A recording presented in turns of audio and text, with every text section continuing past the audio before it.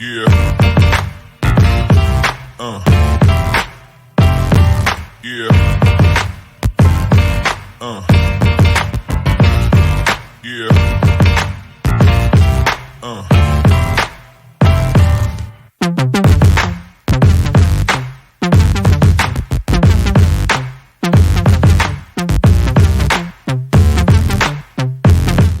Yo, what's going on, everyone? Welcome to this week's episode of Rivercity 93.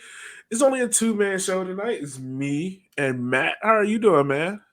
Doing all right. It's been a good week, and I've been, out handling my business, and it's been a good time. Yeah, it has been. It has been a good time. You been handling your business, Elliot? Yeah, I have been. I've been taking care of what I need to take care of, handling, Right. making sure that I handle the package with care. Um, Exactly. Man, we're gonna talk about different ways how you can take care of your packages with care and handle them. Because Oh, Emmy definitely did. that sounds a little Yeah, they did. phrasing issues there. It sounded like a Manscaped commercial, which Yeah. who's not a sponsor of ours, but if they were, I think Emmy needs to get Manscaped to be a sponsor of his soon. Yeah, or Allstate. Yeah, Yeah. But yeah, man, it was a good game. A great. First of all, let's talk about crowd. Another sellout for the Richmond Kickers, 5K plus. I think Nate said it was like 5270 something. Yeah. It was up Yeah, there. so not technically a sell. I think their technical sells are 6K. But I mean, if we're being real, City Stadium, they can probably just sell as many tickets as they want because you can just, with it all being bench seating, you can just, be like, all right, well, the seats instead of 25 inches are now 23 inches, and we can fit another 400 people in here if we want to, Yeah, et cetera. Or everybody stands on the concourse like a lot of people do anyway. right. It wouldn't surprise me if they get to the point where they're like, all right, like if we have a home playoff game. Well, let me change that. When we have a home playoff game, if they take down the signage on the other side, it kind of like be like, all right, we're gonna sell these seats now. I think Right. then it will go up to like 7K. They could. I have a feeling it's probably paid for the year. So Probably. I don't know if that the pro con side of that works out financially for them to do that. Yeah, probably not. It's just a good thought. But also, man, Section O was rocking and whatnot. We had a Hornsby has his own cheering section, which is pretty cool to see. Well, I mean, everybody has their own cheering section, but I know exactly what you're talking about. But yeah. I had to look back a couple of times. I was like, never seen y'all before. Hey. Yeah. Well, more the merrier. The ladies love Michael Hornsby. So do I. You do, man. But yeah, it's a good win. Richmond got a 1-0 win over Chattanooga, the team that came here last October and kind of Nope. We're still not bringing it up. It's funny enough we say that. leave 2022 in the past. It's funny enough because I even asked like Dakota after the game. I was like, I know it's not the same Chattanooga team from this year, but is this a good victory, like a good revenge game? Because I heard the commentary afterwards kind of like building this game up as a revenge game, and Dakota was like, "Yeah, it's good. It's always good to stick in to Chattanooga, but it's not the same team. It's only 3 guys returning, and I think the only one that possibly started was Lombardi. But it's like, yeah, it's good to kind of stick in to Chattanooga. So, some good things to take away from it. At the end of the day, 3 points against a team that, if we want this, the Kickers to actually beat something this year in terms of contending, whether that's for a home playoff game or for even higher, higher standings and get a bye or even challenge for the league, and that's a game that they had to win, and they got the job done. Can I ask you, like, I saw you did make that tweet about like this is a game like if Richmond wants to contend for a home playoff spot, like. Why would this game matter? I'm just asking, like, why would this game matter towards having a home playoff spot? Yeah, I think if we're looking at how the league is breaking down so far, because we're about a third of the way through the league right now, right? Yeah. I think it's fair to say you've got North Carolina, you've got Charlotte. I'm going to put Northern Colorado up there. And, we'll leave us out entirely from the conversation, just not get into the weeds of it all. But those three kind of like the top tier of not us teams, right? Yeah. And then you got just a bunch of interchangeable teams. And I think you got Fuego, Lexington, and Chattanooga seemingly a step or two behind everyone, right? Yeah. I think you got to cash those points, especially those points at home against the bottom teams, if you want to have any realistic chance of getting what you want at the end of the year. You figure you might not get as much from that top tier, and then it'll be a dogfight in the middle because it's always a dogfight in the middle, right? But if you're because I look at past years where we were just donating points to North Carolina, and that had us chewing our fingernails on the last day of the 2021 season because of that. That was a day. That was a time. Right. And they were absolute trash that year. Yeah. Yeah, you're right. So, yeah, I can definitely see the logic in what you're saying about that. Like winning the games like this against Chattanooga, Fuego, and whatnot. Yeah, so I'm assuming you're thinking that this week is probably a really important week with NoCo and Fuego on the road. But yeah, we'll get into that. Yeah, we'll get there in a little bit. Yeah. Let's focus on this game, man. 1-0 win against Chattanooga. Richmond came out. First of all, let's talk about this midfield that seemed really, really unique. I will say this. I called it. Yep. I called it a lasting show. Justice Sukow, Jao Gamero, and Neil Vinyals start in the midfield. This is one of my positive points, so I'm already losing one already. But let's talk about I was relatively surprised. It's a midfield that I don't mind seeing again, but I wouldn't want to see it against top tier opposition, if that makes sense. Like I wouldn't want to see it against like Northern Colorado or North Carolina or Charlotte. The only reason being is because it's a very attacking midfield. Like it's a very up the field. Sukow, who came in for Zaca, kind of played his role. He does a great job of getting the ball forward and whatnot. But I think and you saw it in this game, the thing that Justin kind of lacks behind on is kind of just keeping the ball circulating. Like you see how a lot of times Justin will get the ball and he wants to scan the field. He wants to look for that next pass or that long ball. Zaca will kind of just get the ball at his feet. It's like, all right, I'm passing it on. And he kind of just work the ball up the field that way, even kind of like in the second half where I think if like Zaca's there, we don't find ourselves so much stuck in our own defensive half. Chattanooga only had one shot on target the entire match. So it didn't hurt us. But I think like if Zaca's there, Zaca's able to collect a lot of those balls and pass them on. Like, just keep the ball moving up the field. It kind of slow down the field where Justin is kind of, I want to get on the ball. I want to scan. I want to look at the field. And sometimes in the first half, he got his pocket picked by doing that. It didn't result in anything dangerous, but you didn't realize what Zaca. There's different players, right? Yeah. And I think that's fine. And I think I would agree. I'm not opposed to seeing this midfield again, but I think it's a good midfield. If it's a game where Darren and Mika and Connor foresee the team really controlling a lot of possession and dictating pace, things, But if it's a game where, hey, we might be doing a little bit more defending, or it's maybe just a balanced 50-50 type of game, I think Zaca does fit there a little bit better. Like you said, he's I think a little bit quicker on cycling the ball around. He's not going to look to carry it quite as much as Justin does. But yeah, it's good to know that should Zaca get hurt, or he'll probably pick up a yellow card suspension at some point later in the year, that we can basically just slide the other two guys back a level, and be able to make do with the midfield.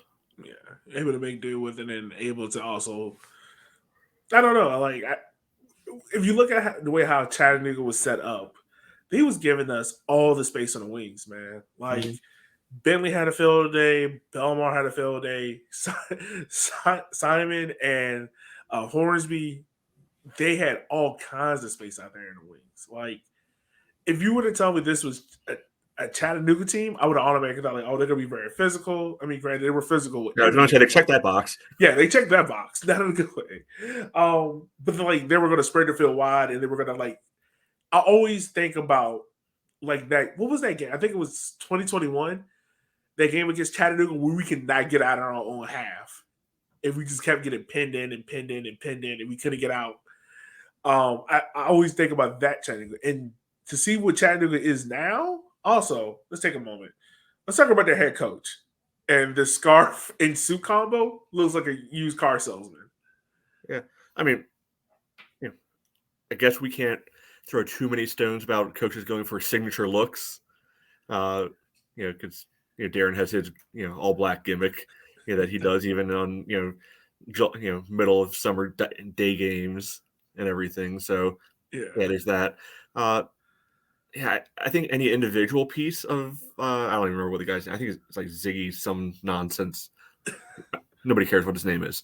I think any one of those pieces could work. I think it's the scarf plus the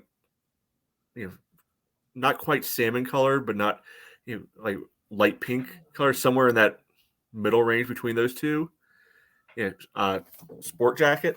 It just the combo didn't work. I mean, and it might also just be his like absolute shiny bald shaved head that tops the look. It does. It feels like he's gonna give you soccer tactics and like a used Toyota Camry. Yeah, I've never heard the guy talk. He also just looks like he would have the most obnoxious British accent of all time. I'm pretty sure he's actually from California because I feel like that's where everybody in Chattanooga is from. But yeah, I think he was the old coach at the Nisa team, Albion, San Diego. I think he was their head coach last year. But whatever. Just showing them tactics that ain't gonna work here, buddy. Because the way how the first half, Richmond in the first half, man, they had some beautiful build-up play. And this is actually my second positive point. They had some beautiful build-up play. I mean, you had Hornsby had a good build-up to his shot on goal. Another good pass to Bentley that overlapped. It was a lot of good build-up. Even the one I'm trying to think who had the shot. Simon had the shot on goal that it was like two dummies building up to it. Mm-hmm. That was some beautiful build-up play, man. I would have loved it if Simon scored that one, man. Or I would love if anybody scored more goals because there probably should have been more than one in that first half. Yeah. But going to your point of the build-up play, yeah, I think it was really impressive. That, the guys were playing some really good. I hate this terminology, but I think people know what I mean. But proper soccer. Yeah. With everything just building out of the back, keeping the ball on the ground and passing out of situations through Chattanooga. I think Zhao and Neil helped out a ton with that. As well, showing for Hornsby or Simon, helping out Cole and Ani, with some medium range passes, but just being that good connective tissue up to all three of the attacking players, and I think they all really contributed to the attack. Like we saw Emmy, drop in and distribute straight out to the wings quite a few times. We saw the classic long diagonals going out to both wings. Mm-hmm. But it looked like these guys practiced together a lot. It looks like they actually had ideas of where everybody was going to be and what they wanted to accomplish, and it was coming off in that first half. Yeah, I mean that's one of the things like Darren talked about in his post-game interview was like, I mean, even, and granted, we've been doing this podcast for a while, so we've seen it. Like year one, it was what he said. It was like the defensive counterattacking, and then year two, it was we wanted to layer in like the long ball and getting it behind. Yeah. And then year three, it was the potent attack. And now this year is kind of like we want to build out the back and have those patterns of plays. You're seeing it happen. Even though it's like, I mean, granted, as fans, we get frustrated because we're thinking short term and we want our team to be the great best every single weekend.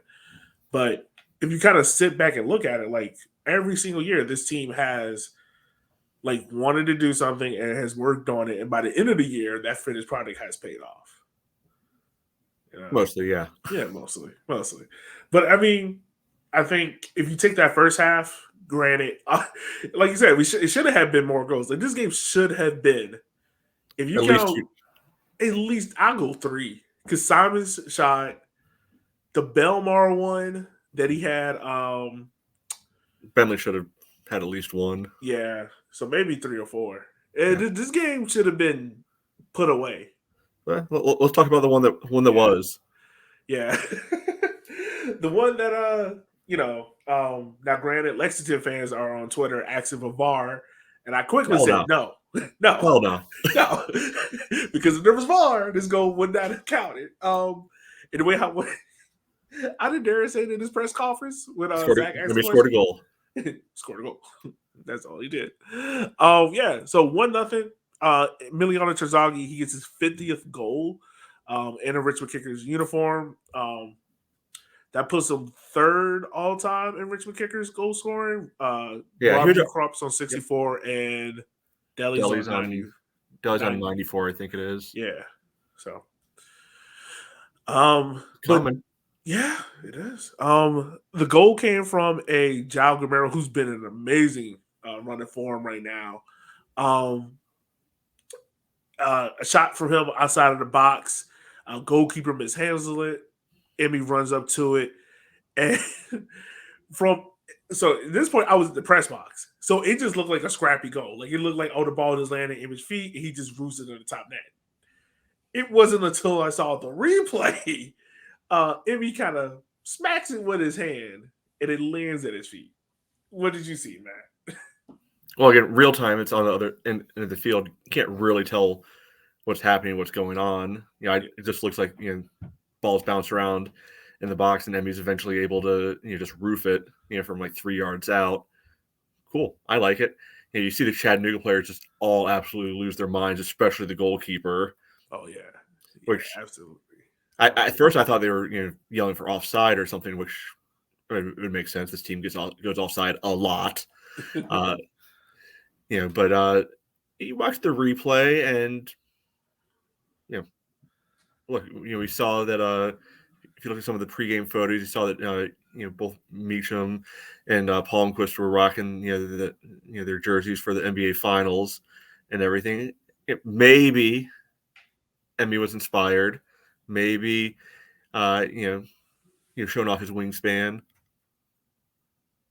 Maybe that happens. And something about Argentinians and using hands in soccer. Yeah, I mean, Messi's done it. Maradona's done it. How Emmy? Emmy Martinez, great Argentine who uses his hands. Yeah, Emmy Terzaghi, great Argentine who may or may not, have possibly had the ball touch his hand to help control. Yeah, and then he just turned and fired it right past the keeper. Who, if the keeper just makes a better save in the first place, none of this happens.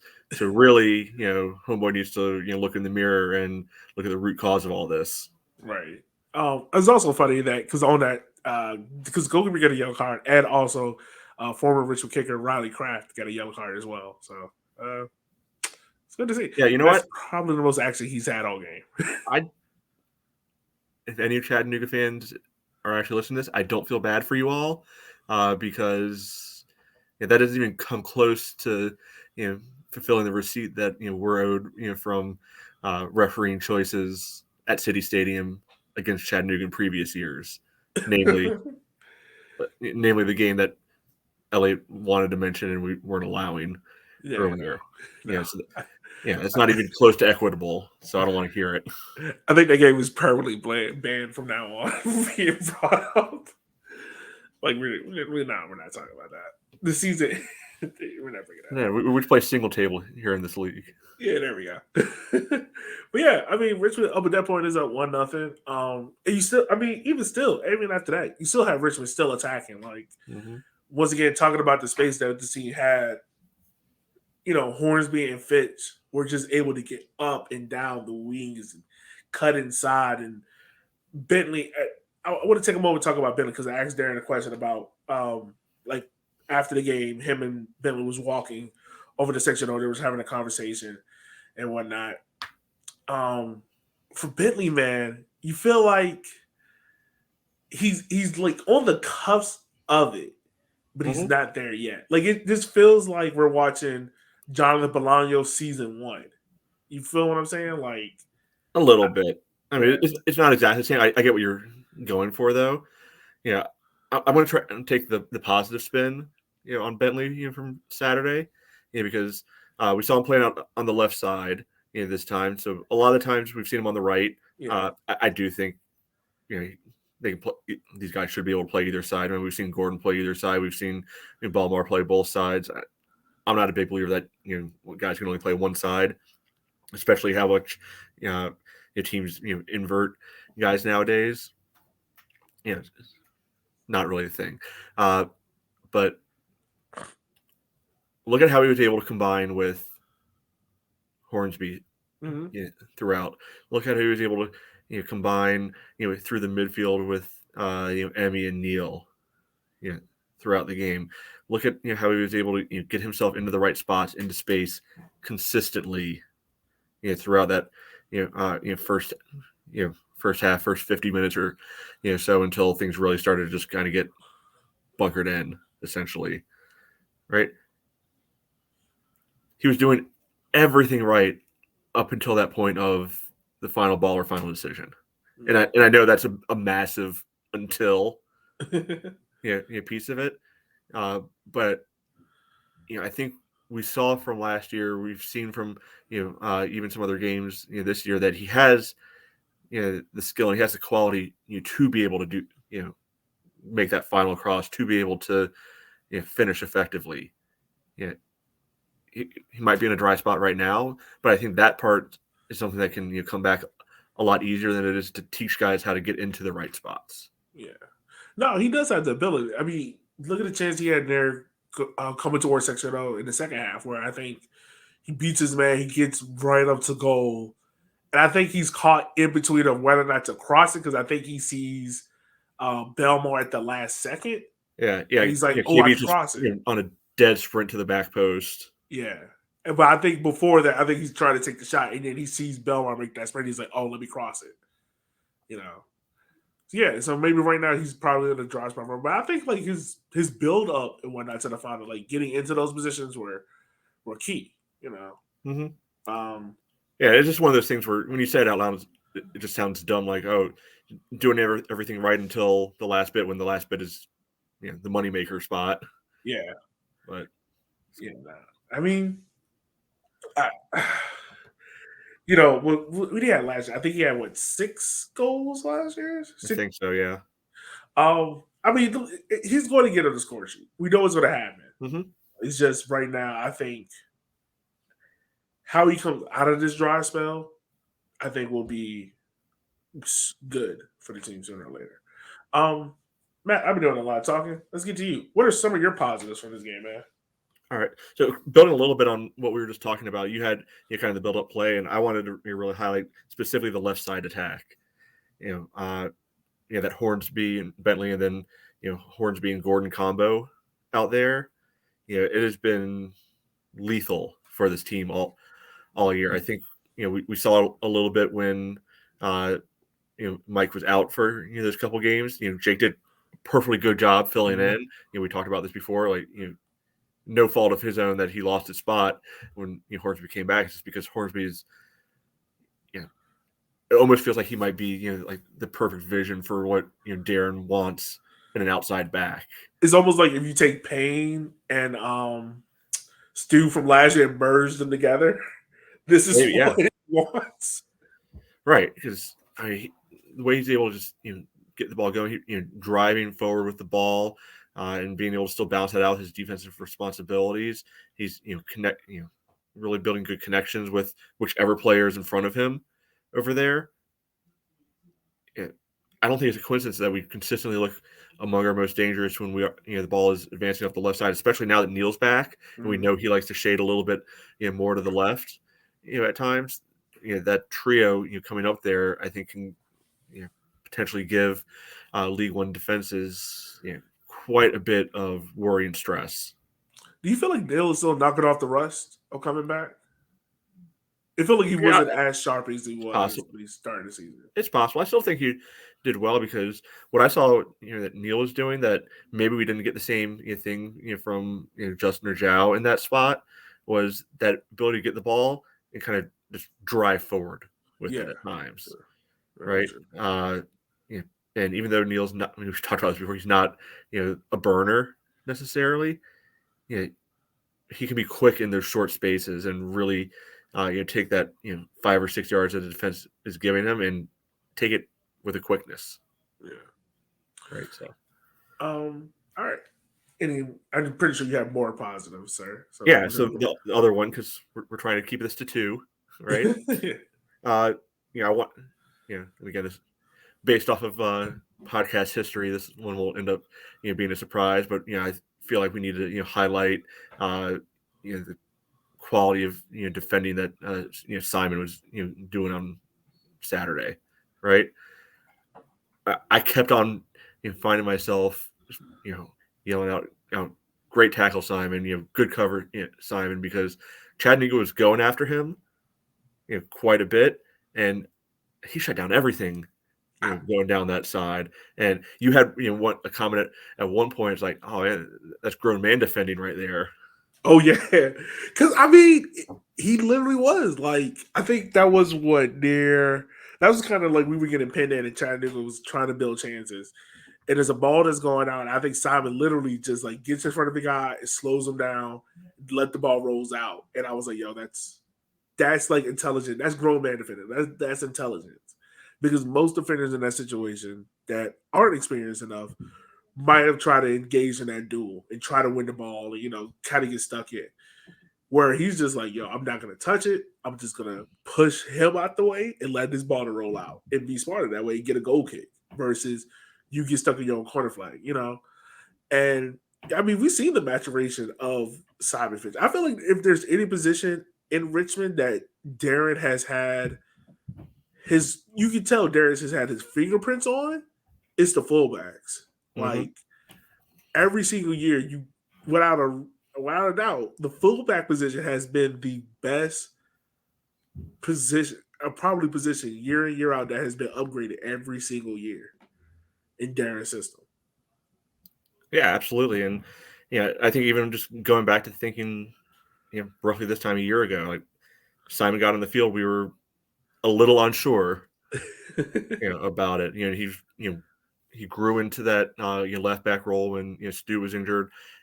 Last year, slid over to the right side. During Payne's month of madness, that he had, and really solidified himself as a guy that's going to be on the field, almost no matter what. And this year, he's made that right back spot, his own. Like I'm not sure if he's even come off yet this year. No. So there's been 2 players that have played every single game for Richmond and played all 990 minutes. Can you name the 2? Well, obviously, you just told me one was Simon. Yeah. I imagine the other one has to be Ani then. Yep.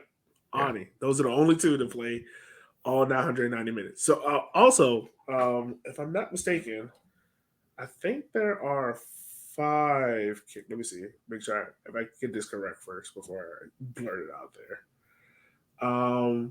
No, there's 4 kickers that have played in every single game so far this season. Can you name another 2? Sukow's one of them. Yep. Going through the list, Belmar? Yep. Yeah. Belmore's played 831 minutes so far, and Sukow has played 950. Yeah. So if you look at it, you want to look like who's been the most. And it's kind of weird because like we talk about like impact players, like 3 out of 4 are 3 that we talked about constantly every week on the show about being like impact players. Like they're the one who changed the game for better or worse. And it says like Ani, Fitch, Sukow. Mm-hmm. So yeah. Kind of just interesting to see on that forefront. It kind of makes sense though, right? Like, yeah. The guys who are most consistently on the field are probably most consistently on the field for a reason. Yeah. Yeah, most definitely. So let's, kind of talk. If we're going to talk about the good, we got to talk about some of the negatives. But I also want to, before we talk about that, let's talk about how Richmond, well, not Richmond, it is Pride Month. And with Pride Month, the Kickers and the Rivercity Red Army are doing a Prideraiser. So if you're not familiar with what a Prideraiser is, it's pretty much a fundraiser that supports a LGBTQ plus organization within your city. So the Rivercity Red Army is partnering with Side by Side RVA. I'm in charge of the Prideraiser, and so far, based on the one goal that Emmy scored, we have raised $109 so far. It is nice to see. Like a lot of people have subscribed to it. I've made a pledge. You made a pledge. Yep. Camps made one. Nate made one. I think there's a couple of other people out there. So whatnot. So I mean, there's a good number, and we're up over $100 right Yeah. now, and it's not like anybody's throwing stupid money at it. Yeah, no, I would be kind of concerned. Like, I think the highest I've seen is 10. And I I was like, all right, that's cool. Because there's people that I know that would pay that 10 per goal. Right. I'll be shocked. Now, if someone goes in there and put like 20, 25, I'll be like, you sure? No, the real takeaway is, thank God this team's not allergic to Prideraiser month this time, because that was embarrassing. Yeah. I think, because we had to change it to saves. Yeah. Oh man, that was Yeah. So okay, if you don't know what we're talking about, 2019 did the same thing. I have no idea what the number amount was. It doesn't matter what the number amount was because the team went 0 for June in goal scored. Yeah, it was bad. It was bad. So right now we're off to a good start. There's 4 more games in the month of June, so if you haven't already pledged, it's not too late. You can go ahead and still make a pledge. The link will be down in our in the bio of this episode, and also you can find it on our social medias and the River City Red Army. So you can go find it there. But back to the game. Hornsby, we got a chance to talk to him in post game interview, and he made the comment about how he was a little frustrated with how deep the team was falling in. He said, granted, Chattanooga didn't really pose a threat, but it was like we didn't want to give them the opportunity to, have the opportunity to score or give them any confidence. He was like, we want to kind of snipe it. And I understand what he was saying because it's like you kind of felt this team. Now, granted, this is Darren Sawatsky ball, where it's like, all right, we're up 1-0. We kind of know we're not gonna press. We're not gonna go up way too high up the field and give them an opportunity. But it did kind of feel like this team was kind of falling into a shell a little bit and inviting pressure. Yeah. I mean, we were talking during the game, even before the second half started, like, all right, because everybody in Red Army area was very excited, like, all right, they're attacking down by us the second half for the first time all year, and of course, no action down to that end for 80% of the half, and it's not necessarily a bad thing. We've talked about how this team is built on the defensive backbone, and they came through really strong. You mentioned it earlier. Chattanooga had 1 shot on goal the whole game, and that was what I would say, not a weak header, but definitely not a dangerous header in stoppage time. Yeah, right? It was the good old Akira save. Like I think, now I will say this: it's a lot better save than the. I know we're going to talk about the Pink team. That game, I'm not gonna lie. I know I'm kind of taking the sidebar real quick. Yo, Darren was so like, yo, y'all need to come see this game. I was about to hit against Madison and Fuego. If you haven't seen it, look at the highlights of it, and not good. Or was it? It was good. Yeah. Helped us out. But yeah, my fault. I didn't mean to distract from your point. My bad. No, but I mean, overall, the team was stuck in. Your opinion can vary on which word is the more appropriate one. There to use, and they can do it. But we've seen from time to time. We've even seen it. When the kickers are the ones attacking, trying to get that goal back. Sometimes weird stuff happens, and so doing that with just a 1-0, it can get a little nervy. It can get a little uncomfortable for those of us watching. If it had been 2-0, yeah, fine, whatever, go for it. all day, but would have liked to see a little bit more ball control, a little bit more, dictating the pace. Yeah. And it would have felt like, and like I said earlier, like it felt like if you had Zaca on the field, at those moments, it felt like this game would have turned out differently. But Richmond holds on for the 1-0 win. I think the other negative that I had, let me see, make sure I was correct in saying this. Yeah, I think we were talking about it before, but the decision making in the final third, especially in the second half, like it felt like the scene was. I mean, we already talked about the Bentley chance, the one that he kind of gets stuck in two minds. The Belmar one, at first, when I first looked at it, like from our view, seeing it, I was like, Neil or Terzaghi got to get there if it is a chance. But it's not until you see it on the backside where it's like Belmar makes the low cross across the box. And you can see Neil's in position, but I think a Chattanooga defender gets like a toe on it, and it just slightly pushes it behind Neil. Whereas like the replay made it look a lot more forgiving to our guys than real time, where we're like, how did they possibly not at least get a shot on target there? In real time, I was like, how this doesn't end up in the back of the net, Yeah, but I mean, this kind of coincides with what I had for my other pain point. Is just the finishing. Yeah.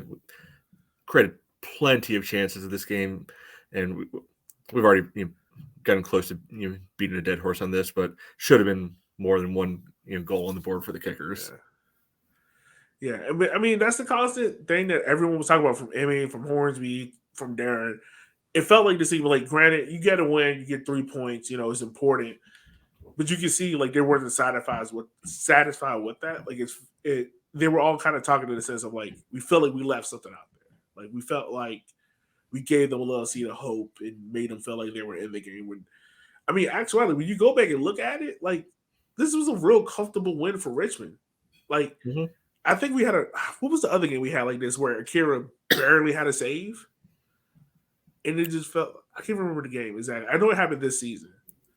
Was it Omaha maybe? It might have been. Yeah, because that was the one where they had to like the save of the game was that 50-yard bad cross. Oh yeah. What is that? But it just felt like it felt as if like Richmond kind of just was like, all right, like we know you're not going to get a good shot off on goal, and if you do get a shot off, you're going to have to get it through 5 or 6 people.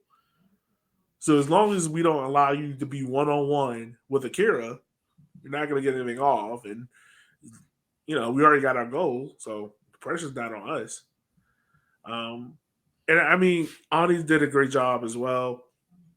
Emmy. Let's talk about Emmy real quick because I felt like Emmy's style of play is changing a little bit, and I think he's not as being easily marked as what he was in the beginning of the season. Like now, you can see he's dropping a little bit more deeper into midfield, helping out with the build out, and like you said, making those passes out to the wings so he can make that running behind. Yeah, I mean, I think some of it he was already doing that before, but I think what was different with Chattanooga is they were a little less afraid to just foul him. Yeah.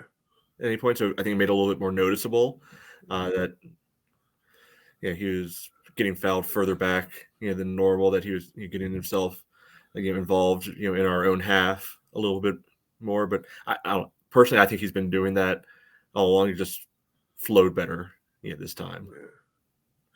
Yeah. And also this referee, slightly questionable fashion choice with the long creep wristbands. Man's got a match. Yeah, he did. I think both sides can have some fair complaints because the yellow card of Terzaghi, I don't know. It just felt petty.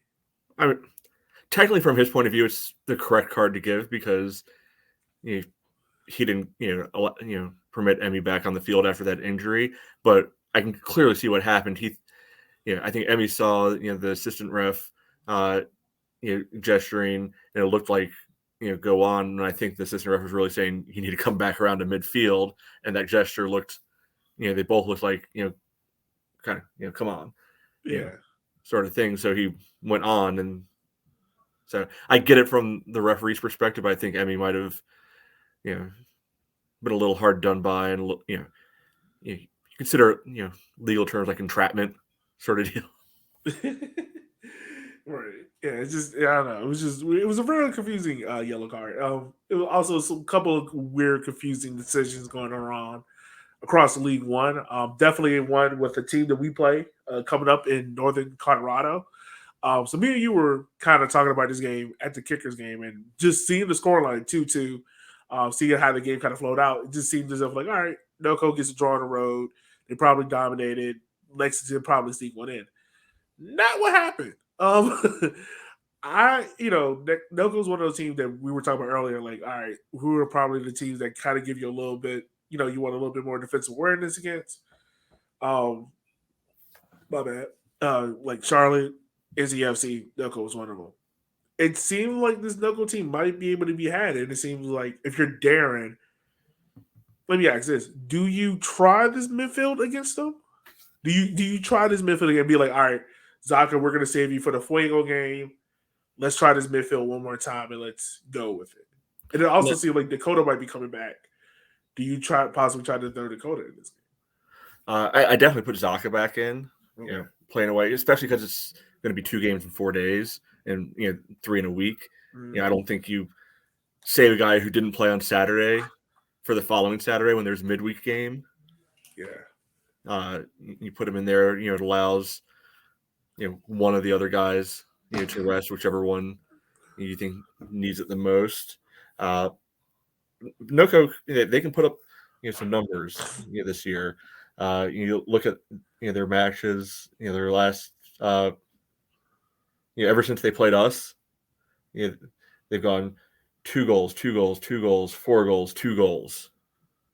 Yeah, they can score. They can score. So their defense is still pretty solid, but they can, as we saw on Saturday, they can be had a little bit. Mm-hmm.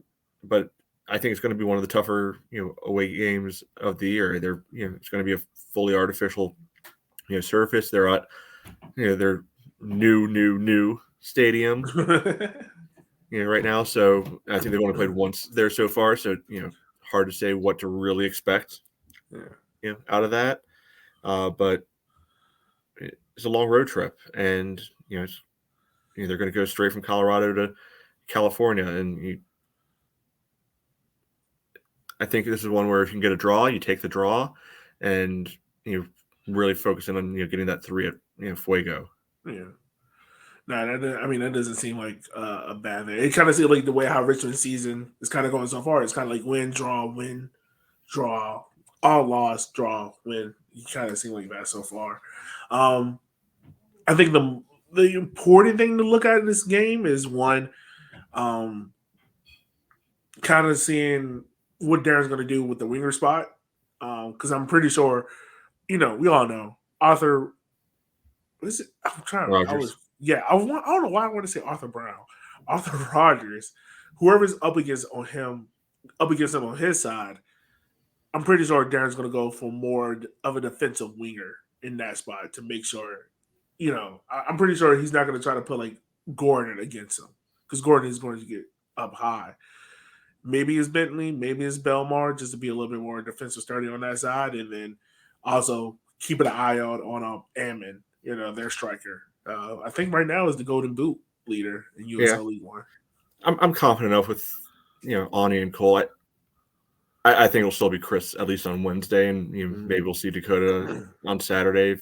Maybe Dakota's on the bench on Wednesday, and see if you can get him a few minutes to get back up to it. But I believe in our defense against a striker. Yeah. Right. The Rogers thing, I hear what you're saying. You could make the argument, play Gordon and play a little bit of game of chicken. Hey, you want to push up? We'll put our biggest burner out there and dare you to leave him a little bit, or dare you to shade the center backs over a little bit more to provide that extra help. Yeah. So it depends on how Darren wants to play it. There's pros and cons to each method.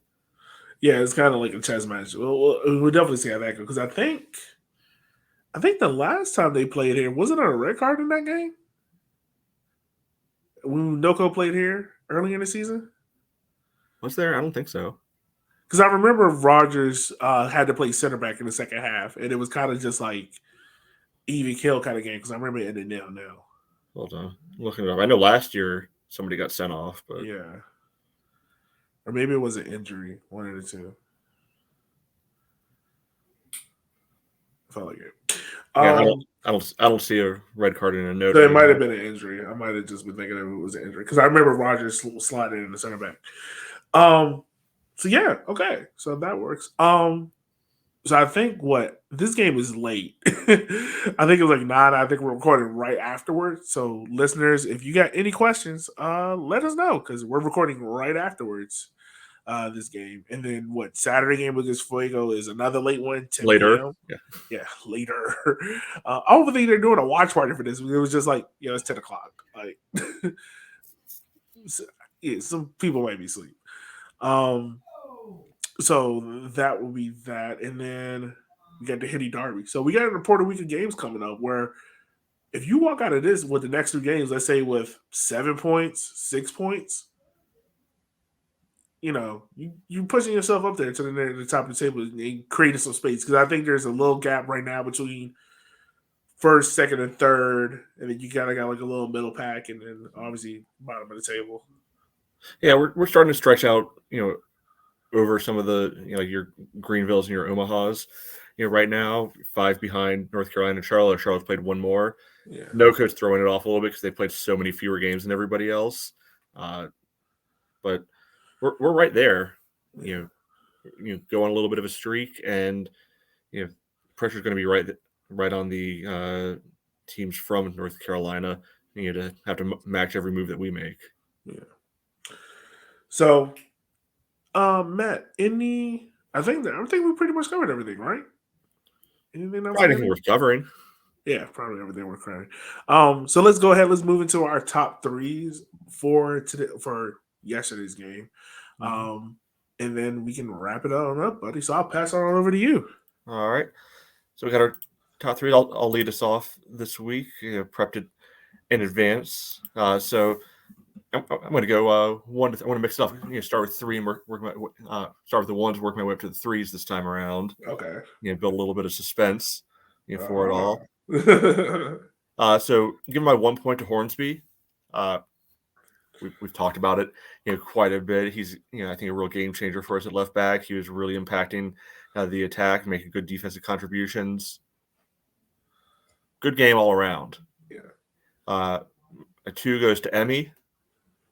You score a game winner. You score the only 1. That's going to get you some credit to begin with. And then, I thought he had a good all around game. I'm glad that he seems to look healthy because when he took that knock around like the 75th minute, at first I was like, all right, that's nothing. And then he stayed down. Yeah, it was kind of scared. I think I even yelled out, I was like, Emmy, if you need my kneecap, you can have it. I'm not using it. Yeah, I mean, I'd offer mine, but I don't think there's actually be an upgrade even if his were completely busted. So he got my 2, and then mentioned it earlier as one of my positives. Giving Simon my 3 because I don't think he put a foot wrong all game. Yeah. So for me, let's see. I'll start off with my 1. 1 point I will give to Justin. Played Zaca's role, played it about as well as you can play it. Like for someone that's probably never played that role before. And honestly, I'm trying to think of Dakota played it started last season. But outside of that, I don't think anyone played it for a while.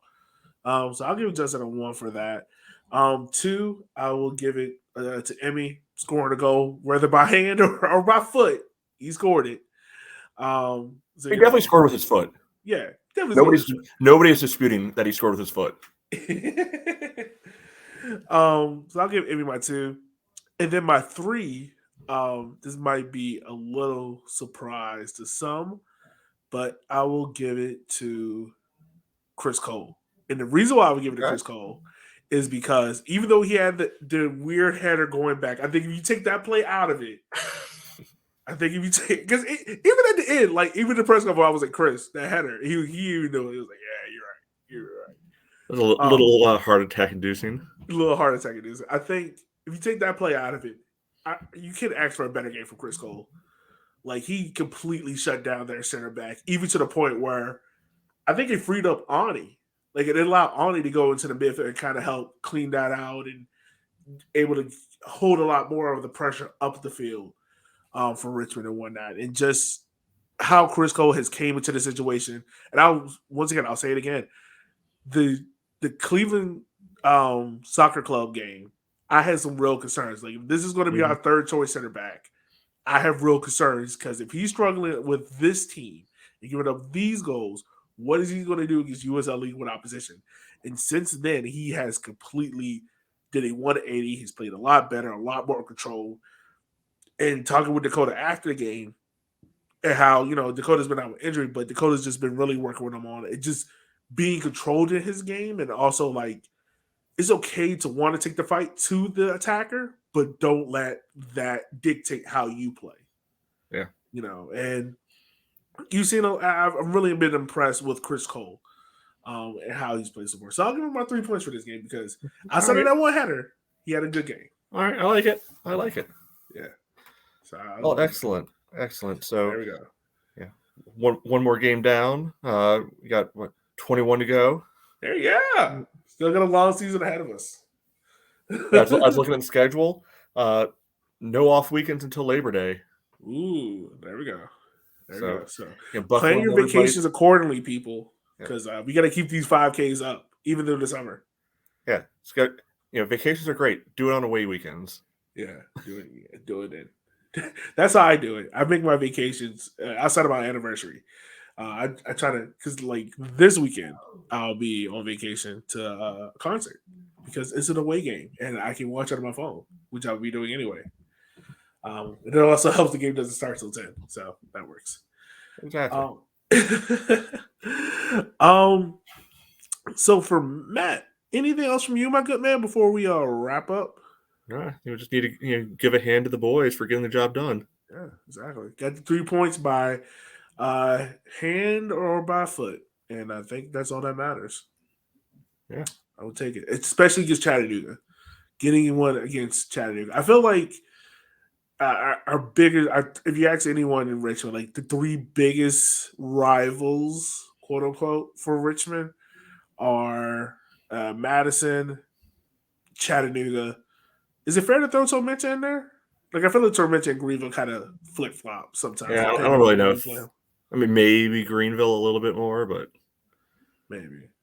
But definitely Chattanooga and Madison. Like, those 2 games we circle and we're like, all right, we got to get points from these. So, it's good to see. Next time out, yeah, the big one. Right. There we go. All right. So, for that being said, listeners, as always, we just want to say thank you for taking the time of your day for listening to our show, because without you, we couldn't do this. So, with that being said, make sure if you want to keep up to date with all things Richmond Kickers, go to rivercity93.com, follow there, subscribe there, get the latest podcasts, articles, top 30 list, all this fun stuff. We got some other cool things coming around. Maybe we got a top 5 list of the best kickers players in USL League One history. Who knows? But with that being said, for Matt, for myself, we will holler at you guys Wednesday. So, adios. Up the roofs.